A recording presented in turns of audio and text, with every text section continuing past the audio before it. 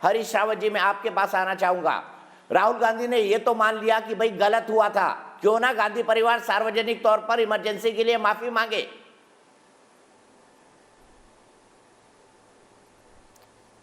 देखिए, लोकतंत्र के अंदर दो फैसले हैं, एक न्यायालय फैसला करता है और एक फैसला जनता की अदालत करती है, जनता का न्यायालय करता है। इमरजेंसी लगी, कुछ कंपल्सिव सिचुएशंस थे, लेकिन उसके बाद जनता ने पनिश भी किया, हमको दंडित भी किया, और जनता ने ही अपने फैसले से फिर से इंदिरा जी को सर माथे पे बिठाया और आधी रोटी खाएंगे, इंदिरा गांधी को लाएंगे का नारा घर घर गांव-गांव में गूंजा। राहुल जी ने एक वो आंतरिक लोकतंत्र के बहुत बड़े पैरोकार हैं और उन्होंने हमारी पार्टी के अंदर भी, अभी आप देखिए, जब हम सब लोग चाहते थे कि इस समय हम किसान आंदोलन और महंगाई के इशू पे फोकस करें, पार्टी के अंदर चुनाव की बात बाद में कर लें, देख लें, तो राहुल जी ने अकेले दम पर पूरी वर्किंग कमेटी को सहमत करवाए, नहीं आप जो है जैसे ही ये 5 राज्यों के चुनाव ख़त्म होते हैं और पार्टी के अंदर चुनाव होने चाहिए करके। देखिए, वो उन्होंने अपना एक विचार और उन्होंने कहा कि इंदिरा जी इसको अच्छा नहीं मानती थी, मगर कुछ परिस्थितियां होती हैं, तो इंदिरा जी ने किन परिस्थितियों में निर्णय लिया, मैं उस पर एक बहस में नहीं जाना चाहता। मेरे सवाल को टाल गए, मेरा सवाल तो टूक है रावत जी, मेरा सवाल तो टूक है। उन्होंने बता दिया ये गलत था। क्या कांग्रेस पार्टी और गांधी परिवार आपातकाल के लिए माफी मांगेगा देश से? मेरा 2 टूक सवाल है, आपने अपना प्रस्तावना बता दिया, बताइए क्या माफी मांगेगा? मैं आपके पास आ रहा हूं, उसी सवाल पर आ रहा हूं। एक घोषित इमरजेंसी थी, आज जो अघोषित इमरजेंसी है, जिसके अंदर आप कह सकते हैं, आप इतने बड़े जर्नलिस्ट हैं, हम आपके नाम को एक प्रकार से दिल में रख करके चलते हैं। आप बताइए, क्या आज हमारा चौथा स्तंभ पूरी तरीके से स्वतंत्र है? क्या जितने जो लोकतंत्र के रक्षक हमारी विभिन्न संस्थाएं हैं, जिनमें न्यायपालिका से लेकर के कई और संस्थान सम्मिलित हैं, क्या वो स्वतंत्र हैं? क्या आज आवाज़ नहीं दबाई जा रही है, लेकिन सब लोकतंत्र के नाम पर की जा रही है? ये जो अघोषित इमरजेंसी है, ये इमरजेंसी कई गुना ज़्यादा घातक है, क्योंकि इसके परिणाम देश और समाज के बिखराव के रूप में दिखाई देंगे। वो एक समय का एक सॉल्यूशन था, उसको जनता ने पसंद नहीं किया, दंडित कर दिया, और उसके बाद वही जनता इंदिरा जी को सत्ता में लेकर के आई। और रहा सवाल राहुल जी ने जो कुछ कहा है, वो अपने आप में बहुत महत्वपूर्ण है, वो उनकी एक निष्पक्ष सोच को दर्शाता है, और उसके लिए मैं उनको बधाई देता हूं। मतलब गांधी परिवार आपातकाल के लिए माफी नहीं मांगेगा? गांधी परिवार आपातकाल के लिए माफी नहीं मांगेगा? जब गंगा, देखिए 1975 से आज तक गंगा में बहुत सारा पानी निकल गया है।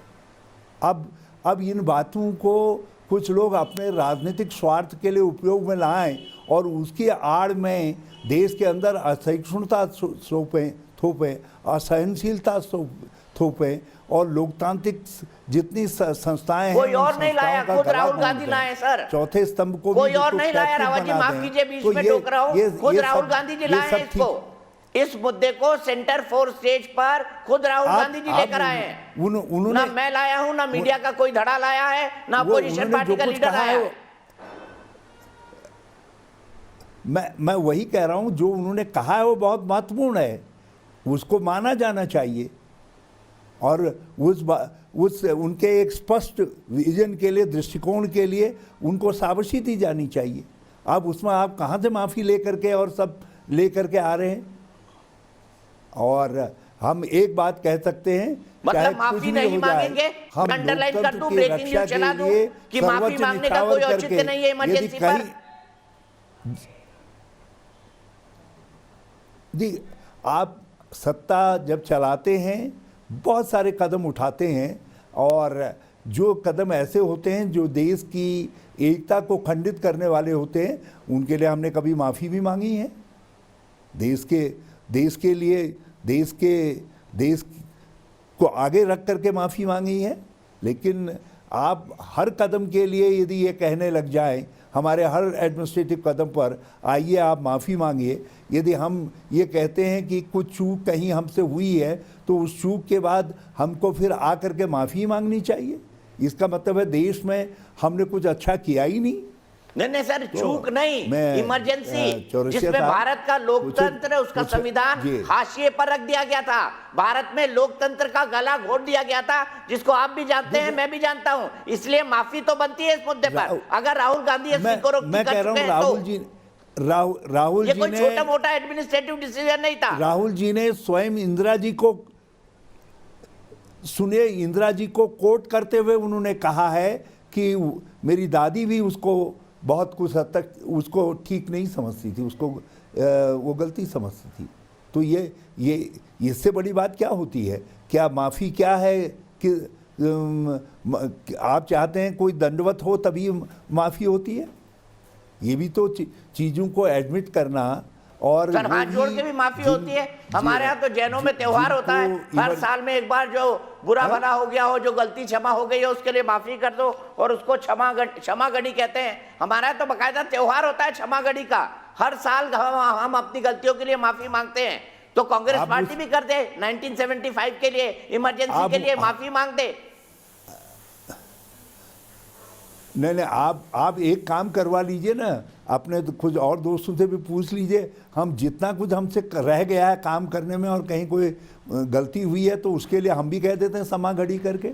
लेकिन इसको राजनीतिक प्रश्न नहीं बनाया जा सकता, क्योंकि राहुल जी ने बहुत साफ तौर पर इंदिरा जी को कोट करते हुए ही बात कही है, और मैं समझता हूँ वो किसी भी समाज से ज़्यादा प्रभावशाली है। मतलब माफी का कोई सवाल नहीं है।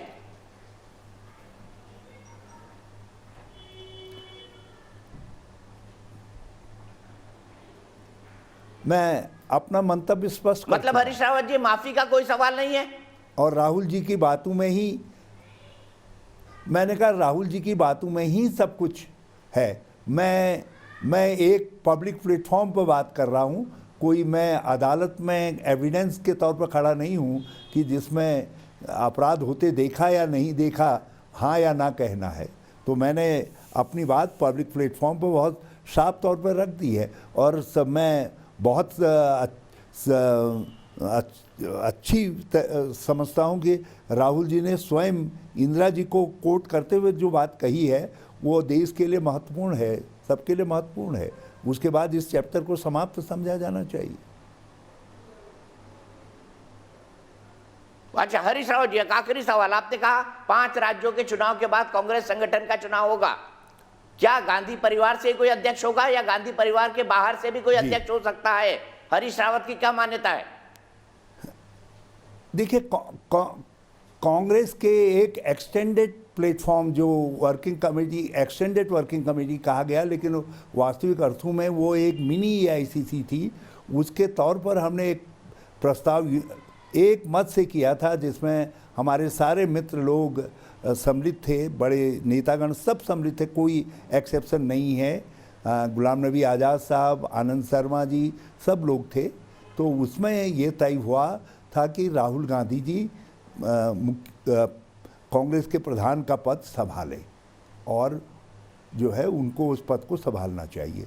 और उसके बाद ये बात वर्किंग कमेटी की मीटिंग में भी बाद में भी आई सब्सिक्वेंटली, और 19 नेतागण मिले थे इंदिरा जी के घर पर, सोनिया जी के घर पर।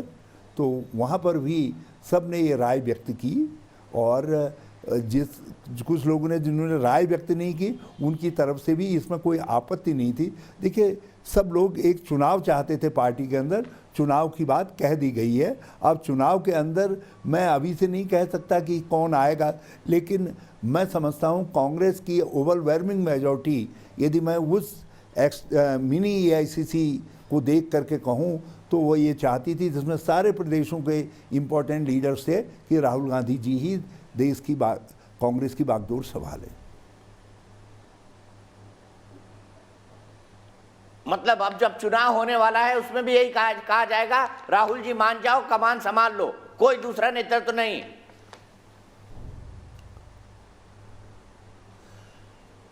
जी, हम राहुल जी में पार्टी का और देश का दोनों का उनके नेतृत्व में हम ये समझते हैं कि हम बेहतर सेवा कर सकते हैं और बेहतर तरीके से पार्टी को भी और देश को भी मजबूत बनाने का काम कर सकते हैं। ये हमारी सामूहिक विवेक है।